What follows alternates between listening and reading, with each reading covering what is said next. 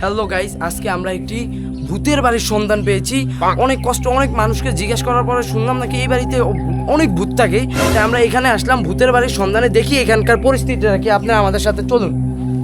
তো দেখতেই পাচ্ছেন চারপাশের পরিবেশটা কি নির্ঝুম, সব গাছ আর গাছ। শুনছি নাকি এই গাছটিতে নাকি গাছ ভূত থাকে, গাছের ছালবাল নাকি ভূতেরাই খেয়ে ফেলেছে।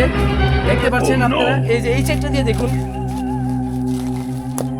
ও গাইস, আরেকটি সন্ধান পাওয়া গেল। দেখুন আগুন, এখানে আগুন পোয়ায় কারা? ভূতেরা ছাড়া আর কারা? ভূতেরা এখানে নাকি আগুন পোয়ায়। তারপরে কলা গাছের দেখুন গাইস, সব কলাগুলো খেয়ে ফেলছে ভূতেরা। যত কলা আছে সব ভূতেরা খায় নাকি এখানে। এটা হচ্ছে নারকেল গাছ। এই নারকেল গাছে একসময় দেখতাম প্রচুর নারকেল, কিন্তু এখন কোনো নারকেল নেই। ভূতেরা সব নারকেল খেয়ে ফেলে।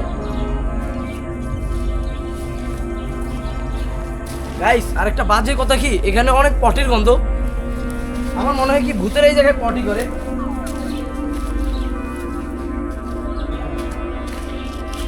এই দেখুন, ভূতেরা নাকি টাসও খেলে। এখানে ভূতেরা টাসও খেলে, ভূতেদের আড্ডার স্থান এটা। গাইস, ভূতেরা নাকি আবার সিগারেটও খায়। সিগারেট খেয়ে ভরে ফেলছে এই জায়গায় ভূতেরা।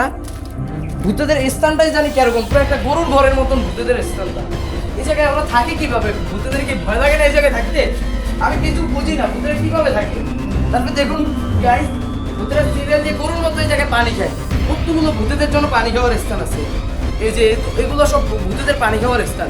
তো গাইস, আমরা অন্য কোনো দিন আরেকটি ভূতের নতুন স্পটে নিয়ে যাব।